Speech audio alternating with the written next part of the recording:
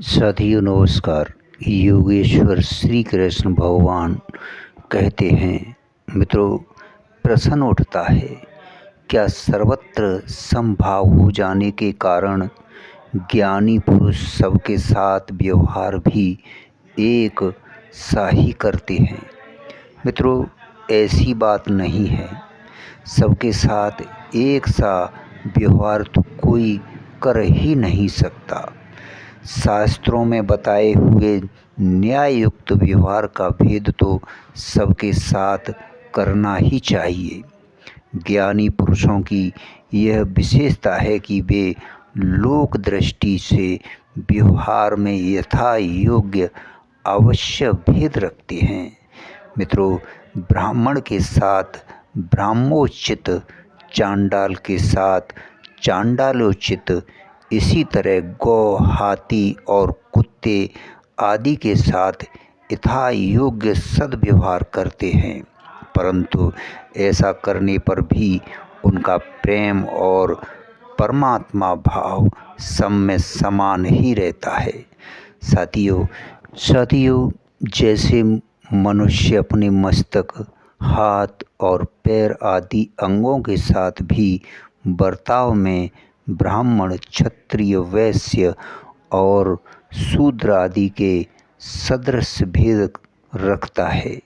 जो काम मस्तिष्क और मुख से लेता है वह हाथ और पैरों से नहीं लेता। जो हाथ पैरों का काम है वह सिर से नहीं लेता और सब अंगों के आदर, मान एवं शौच आदि में भी भेद रखता है। तथापि उनमें आत्म भाव, अपनापन समान होने के कारण वह सभी अंगों के सुख दुख का अनुभव समान भाव से ही करता है। मित्रों, सारे शरीर में उसका प्रेम एक सा ही रहता है। प्रेम और आत्म भाव की दृष्टि से कहीं विषमता नहीं रहती।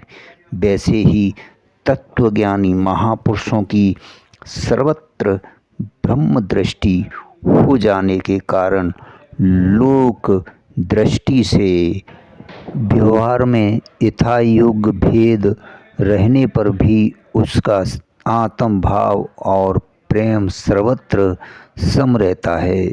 साथियों, इसलिए जैसे किसी भी अंग में चोट लगने पर या उसकी संभावना होने पर मनुष्य उसके प्रतिकार की चेष्टा करता है, वैसे ही तत्वज्ञानी पुरुषों भी व्यवहार काल में किसी भी जीव या जीव समुदाय पर विपत्ति पड़ने पर बिना भेदभाव के उसके प्रतिकार की यथा योग्य चेष्टा करता है।